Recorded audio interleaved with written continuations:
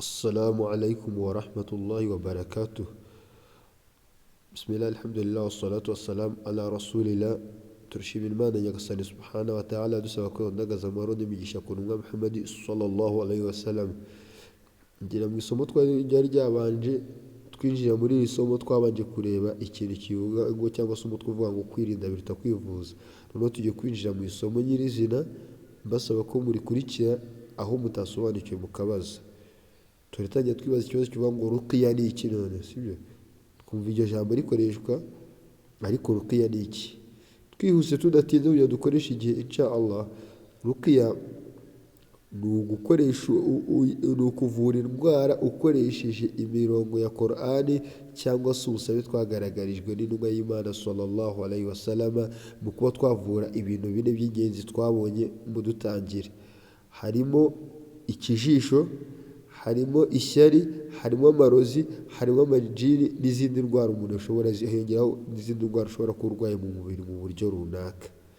Hanyuma ngo bigenda gute? Qur'an uko imeze yose kubemera Imana yaba ibigaragara n'ibitagaragara ni umuti. Ruqiya niyo ngo ishobora niyo ngo ifasha runini mu buzima bwacu bwa buri munsi. Allah muri Qur'an aravuga kandi ngo ukuri kwaraje ikinyoma kirahunga. Kandi ngo Allah agahita akomeza avuga ngo igihe cyose ukuri kuzagwara ikinyoma kizahora gihunga.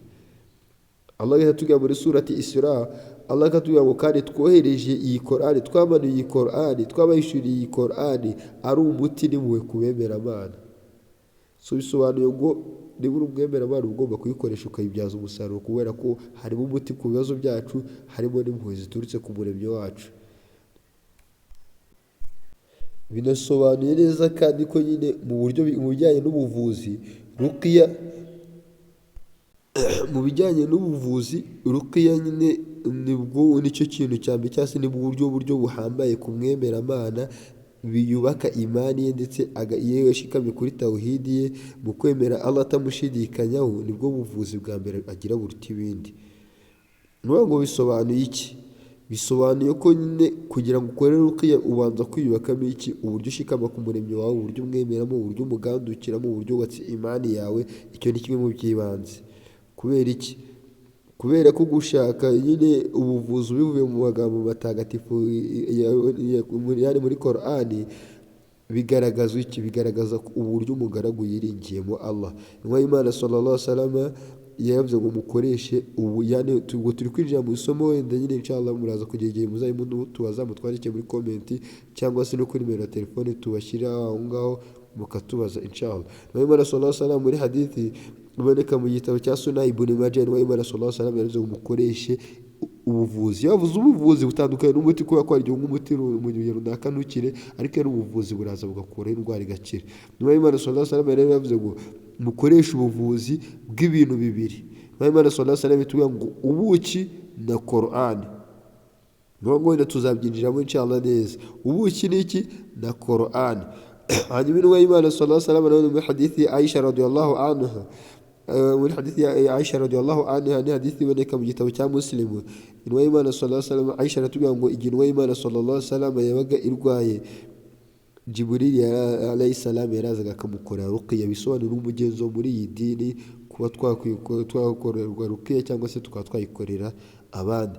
Aisha radhiyallahu anha kandi agakomeza atubwira kandi yabonye nyine umugore nyine yani wavuwe hakoreshejwe iki? Amagambo ya Allah, hakoreshejwe igitabo cya Allah. Kandi agakomeza atubwira kandi ko Intumwa y'Imana sallallahu alaihi wasallam yagumye itegeka nyine abemera Imana gukora ruqiya kugira ngo birinde by'umwihariko ikijisho. Intumwa y'Imana sallallahu alaihi wasallam igihe kimwe yigeze kubona umukobwa mu maso hahindutse mu buranga mu rugo rwa Salama radhiyallahu anhu, arangije amubwira ngo ahita abwira Salama ngo mukore ruqiya kubera ko yagizweho ingaruka n'ikijisho. Yani wenda tuzareba bimwe mu bimenyetso inshallah, ariko umunsi turi gufata twikwinjira mu isomo rya ruqiya ngo twumve icyari cyo kugira ngo tumenye n'uburyo tuzajya tuyikorera inshallah. Iri somo rizagira ama episode nk'icumi cyangwa se tuzayigabanyamo ibice nk'icumi kugira ngo risobanuke neza. Aisha kandi radiyallahu anha agakomeza atubwira ngo igihe cyose intumwa y'Imana sallallahu alaihi wasallam nyine yabaga arwaye yakundaga gusoma isura 3 za nyuma zo muri Qur'an, yarangiza agahuha mu biganza agahanagura umubiri wose. Niyo ngo no mu bihe bye bya nyuma intumwa y'Imana sallallahu alaihi wasallam mu gutabaruka, iyi ni imwe mu ruqya yadusigiye cyangwa se n'umwe mu buvuzi yadusigiye. Niyo ngo urasoma uregereza ibiganza byawe hafi nyine mu maso nurangiza usome surati Ikhlas, qul huwallahu ahad, qul a'udhu birabbil falaq na qul a'udhu birabbin nas, nurangiza ugire gute, nurangiza uhuye mu kiganza uhanagura umubiri wose. Kandi iyi ni hadith iboneka mu gitabo cya Bukhari na Muslim, kandi intumwa y'Imana sallallahu alaihi wasallam yanabikoraga mu gitondo ibyutse, ikabikora nimugoroba igiye kuryama. Abayisilamu kazi, niyo mpamvu intumwa y'Imana sallallahu alaihi wasallam mu kuvura abantu, intumwa y'Imana sallallahu alaihi wasallam yakoreshaga ibintu bitatu. Icya mbere yakoreshaga ibyahishuwe ariyo Qur'an, igakoresha Qur'an mu kuvura abantu. Icya kabiri yakoreshaga uburyo kamere, noneho igakoresha yani imiti kamere nk'ubuki, habatu sauda, hari amavuta yitwa olive oil cyangwa se amazi ya zamuzamu, n'ubundi buryo tuzabirana nitugera mu buryo bw'ubuvuzi. None tureba imiti twakwifashisha cyangwa se uburyo bwa gatatu yakoreshaga ni uguhuza ibyo byose icyarimwe.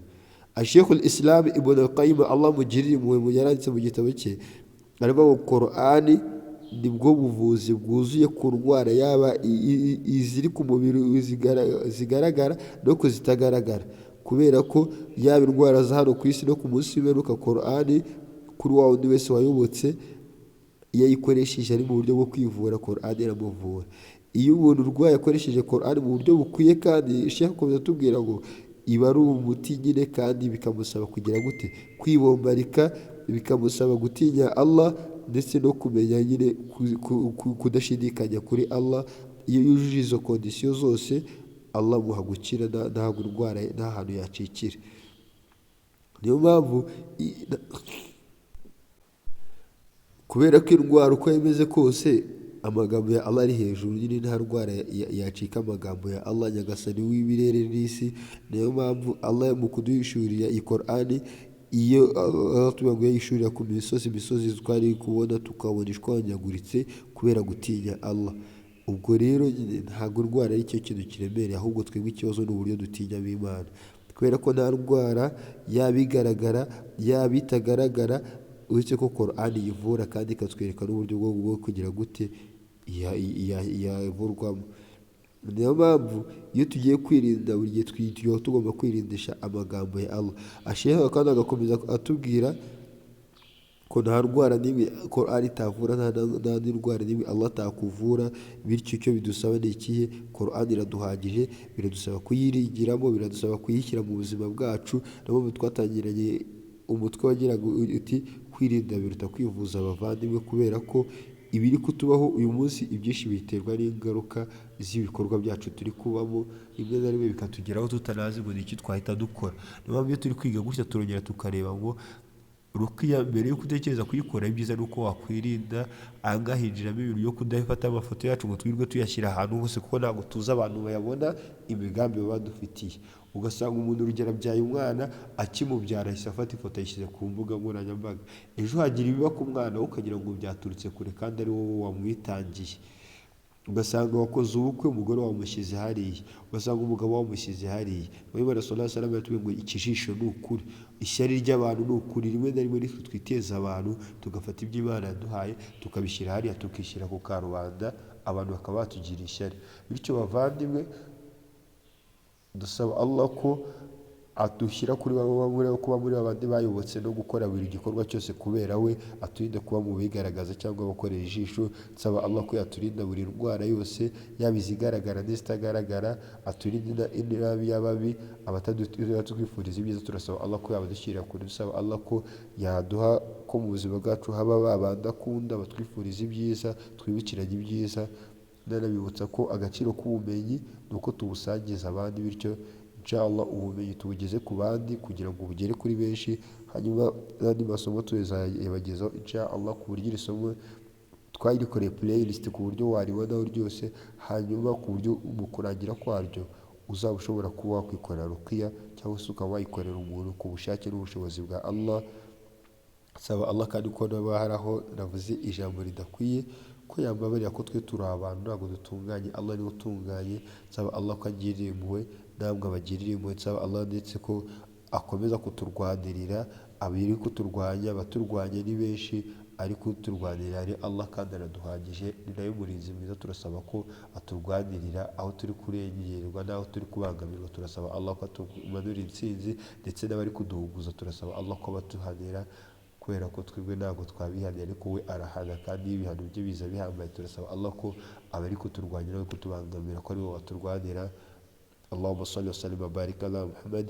سبحانك اللهم وبحمدك نشهد أن لا إله إلا أنت نستغفرك ونتوب إليك. سبحان ربك رب العزة عما يصفون والسلام على المرسلين والحمد لله رب العالمين والسلام عليكم ورحمة الله وبركاته.